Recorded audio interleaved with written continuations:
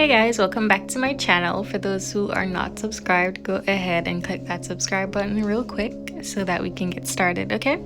So first things first, I'm showing you guys the products. Damn, I'm slow today. Like, first I showed you guys the products that I'm using are the Aunt Jackie's Ice Curl Gel, and for my leave-in conditioner I'm using the As I Am Long and Luxe leave-in conditioner. Alright, so I'm trying these two products out. I'm trying these for the very first time. Every single time I do a twist out, I have like product buildup. I have that white residue on my twist. So I'm still in search of the right two products to give me that perfect twist out without any buildup on my hair. Alright, so we'll see how this one works. So for twist outs, the rule is the bigger the twists are, the more volume you'll get, and the smaller your twists are, the more definition you'll get. So I like to stick in between those two. I like to do medium twist. So I wanted some of my twists to lie in my face, so I went ahead and I sectioned a small portion of my hair towards the front of my face, and then I applied my leave-in conditioner. Then I go in and I apply my Aunt Jackie's Ice Curl Gel, and I kind of like rake that through my hair and make sure that you start to see your curls pop in before you go ahead and twist. So we'll run that through one more time. Go in with your leave-in conditioner first. Alright, and then apply your gel, rake that through your hair, and before you start twisting, it's always good to make sure that you separate your hair into two equal halves before you start twisting. And the reason for that is because when it's time to take your twist down, you don't want any frizz. So like if you have experience twisting your hair, you'll know exactly what I'm talking about. If your sections are not equal, one side will start to get thin before the other side, and then you end up having to borrow hair from the other side. So now think about it, when it's time to take your twist down, that's going to be a problem, right? Because you have 3 different sections of hair, so that's going to cause frizzing. So it's always good to make sure that you separate your hair into 2 equal halves before you start twisting. Alright, so that's what we're working with right now. I mean, who doesn't know how to twist? I don't have to show you the entire process. So I think I did this like 3 times. So it's leave-in conditioner, then gel, then sectioning your hair into 2 equal halves, and then twisting. And don't mind the white that you see on my hair. Don't mind all that product. That is actually a very good thing, because you want to make sure that your hair is saturated with the product, because if not, your hair is going to be dry and that's going to cause frizzing. Okay, so that's actually a good thing. And I like to twirl the ends of my hair when I'm finished twisting. Ooh, look at that product on my hair. It looks like a candy cane. So yeah, this is what we're working with right now. You guys get the gist of it. So I'm gonna be doing the back section off camera, and this is what we're working with.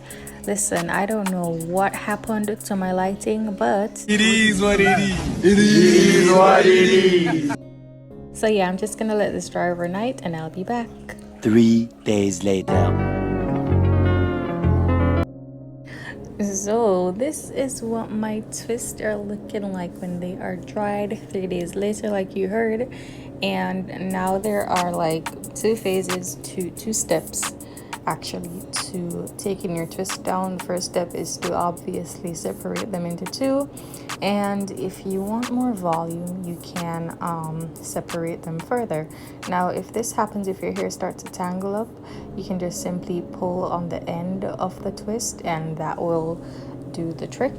So yeah, I'm just gonna be fast forwarding the rest of this video. When you are doing this, you want to make sure that you are being gentle, because as you know, that can cause frizzing if you are not gentle with what you're doing.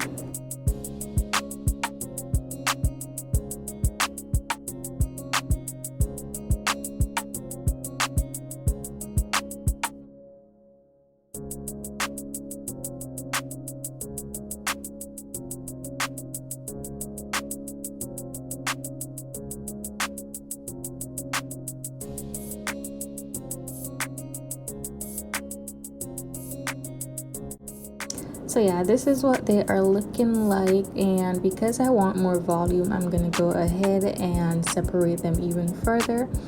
And like I said, you want to be gentle with this.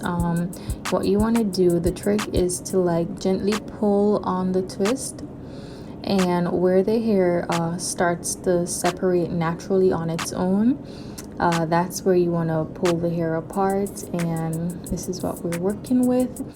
So now I'm thinking to myself, what style can I do to like bring my face up some more? I don't like the way this looks. I look like a rasta, so I'm trying to like get a feel of what style I'll do, and I decided that I'm gonna go for a mohawk kind of look.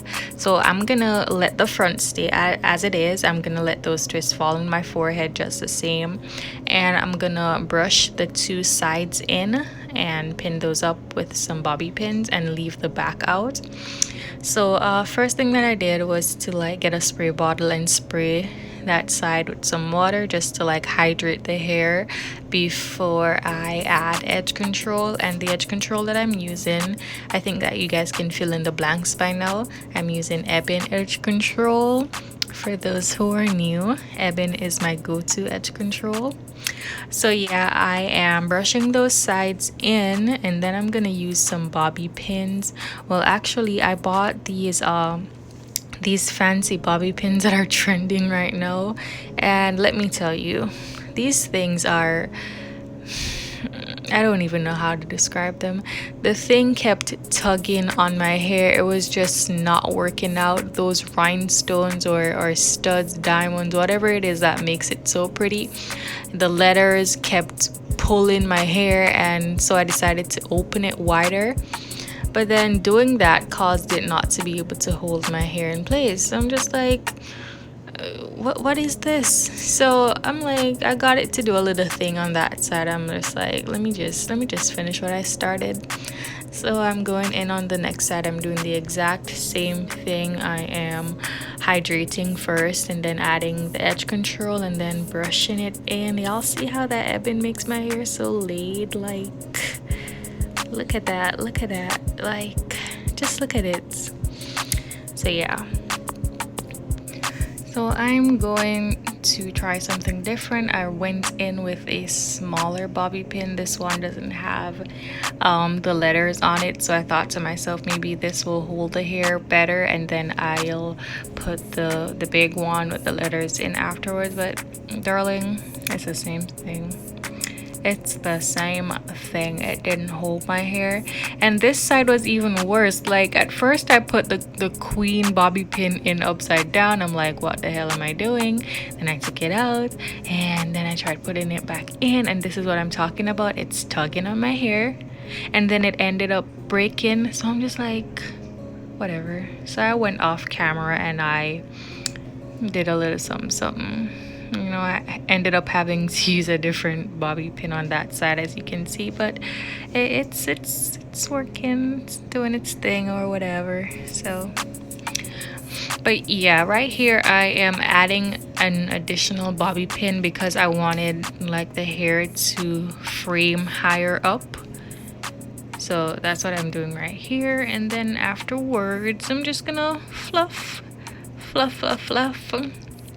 to frame my face. And this is, I'm just now fluffing with a comb. Like, all this time I didn't use a comb, so yeah, I'm just now using a comb to fluff the hair even more. And yeah, it's a whole look, it's a whole vibe.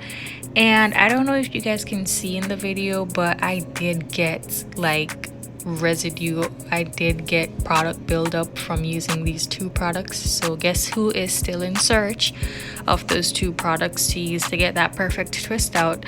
It's not a lot, but like, let me be honest, like 2 days after I really saw what damage it did, like, it was bad. I got a lot of buildup, so I will not be using those two products again. But yeah, this is what we are working with. This is the final look. Oh wait, let me get my hoops. I gotta get my hoops. Yeah, this is what we're working with. So I hope you guys liked this video. I hope you guys enjoyed it. I hope you guys learned something. Remember to subscribe, remember to like and share, and I'll see you guys in my next one. Bye.